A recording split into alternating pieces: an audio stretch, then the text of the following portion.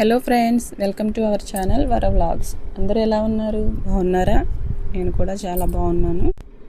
ఈరోజు ఈ వీడియోలోని టేస్టీగా హెల్తీగా కరివేపాకు కారపొడిని అయితే మనం తయారు చేద్దాం.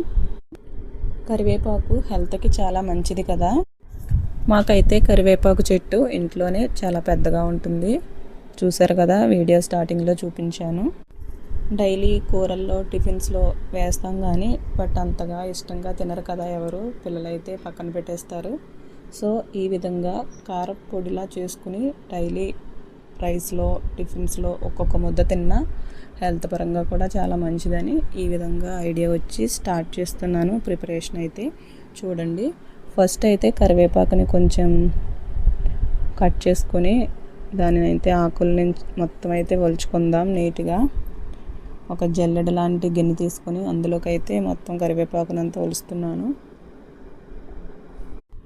ఇలా మొత్తం శుభ్రంగా ఒలిచిన తర్వాత నీట్గా కరివేపాకును అయితే 1-2 సార్లు వాటర్తో వాష్ చేసుకుందాము. ఇలా కడిగిన కరివేపాకును అయితే ఒక క్లాత్ పైన ఆరబెట్టుకుందాం, తడి ఏమీ లేకుండా. ఫ్యాన్ కింద ఎండలో పెట్టకూడదు, ఓన్లీ ఫ్యాన్ కింద మాత్రమే ఆరబెడితే సరిపోతుంది. 2 hours తడిపోతుంది కాబట్టి మనకి కరివేపాకు పొడి చేసుకోవడానికి అయితే రెడీ అయిపోతుంది. చూస్తున్నారు కదా, నేను ఏ విధంగా అయితే క్లాత్ పైన ఆరబెట్టాను. మొత్తం అంతా అలా స్ప్రెడ్ చేసుకుంటూ పలుచగా ఆరబెడితే సరిపోతుంది. మొత్తం అంతా డ్రై అయిపోతుంది. సో ఇంకా మనమైతే పొడి చేసుకోవడానికి రిమైనింగ్ ఇంగ్రీడియంట్స్ అన్నీ రెడీ చేసుకుందాం. చూడండి, ఒక గ్యాస్ పైన గిన్నె పెట్టుకొని కొంచెం అయితే ఆయిల్ వేసుకుందాం. ఫస్ట్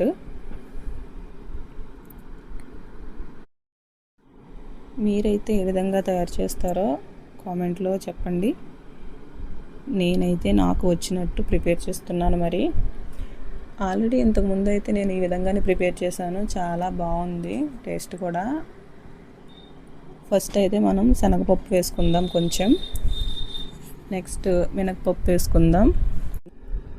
ఇవి రెండు కొంతసేపు ఫ్రై చేసుకుందాం. ఇవి కొంచెం కలర్ చేంజ్ అయిన తర్వాత మంచి స్మెల్ వస్తుంది కదా, అంతవరకు అయితే ఫ్రై చేసుకోవాలి.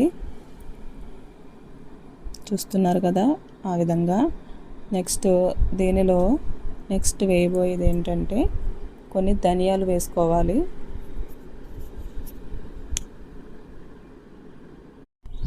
ఇలా ధనియాలు కూడా వేసిన తర్వాత కొంచెం దూరగా వేయించుకోవాలి. ఆ తర్వాత 1 స్పూన్ జీలకర్ర కూడా వేసుకొని దూరగా వేయించుకోవాలి. అలాగే ఇందులో కొద్దిగా మెంతులు కూడా వేసుకోవాలి. ఇలా వేసిన తర్వాత ఒక 2 minutes దూరగా వేయించుకోవాలి. నెక్స్ట్ కారానికి సరిపడా ఎండుమిర్చిని అయితే ఒక 20-25 అలా వేసుకుంటే సరిపోతుంది. ఇవి కూడా ఒక 2 minutes కలర్ చేంజ్ అయ్యే వరకు వేయించుకుంటే సరిపోతుంది. కొంతమంది అయితే నువ్వులు, వేరుశనగ గుళ్ళు కూడా వేసుకుంటారు, బట్ మనం అవన్నీ వేయట్లేదు.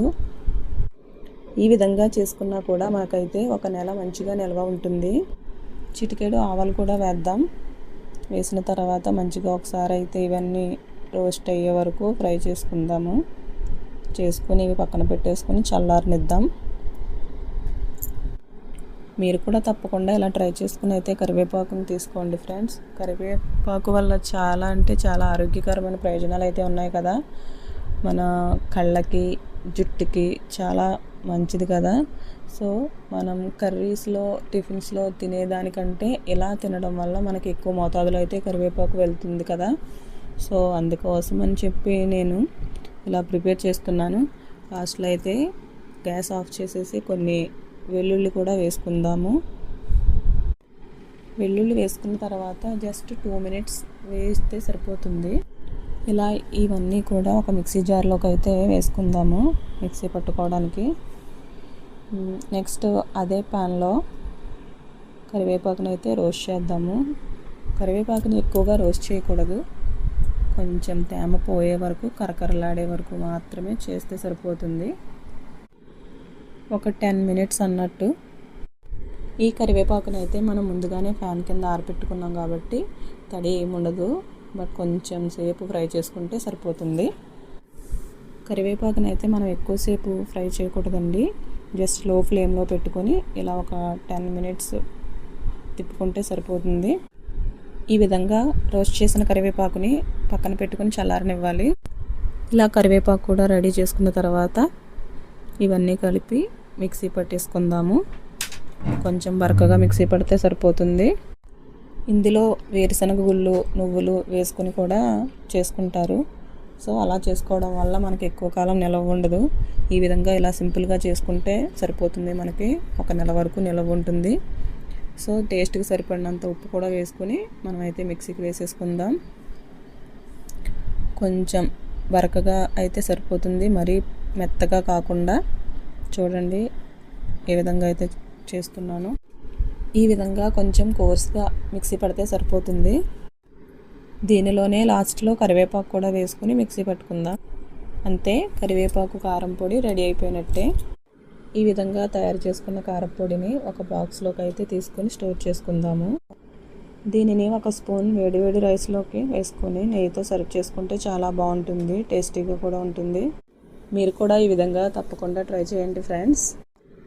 ఐ హోప్ ఈ వీడియో కనుక మీకు నచ్చినట్లయితే లైక్ చేసి కామెంట్ చేయండి. Thanks for watching.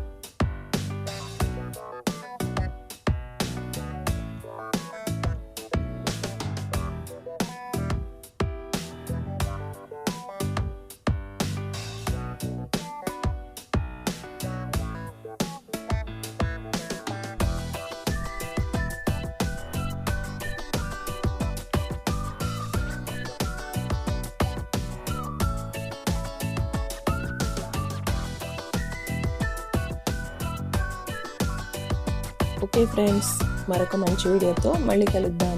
Bye bye.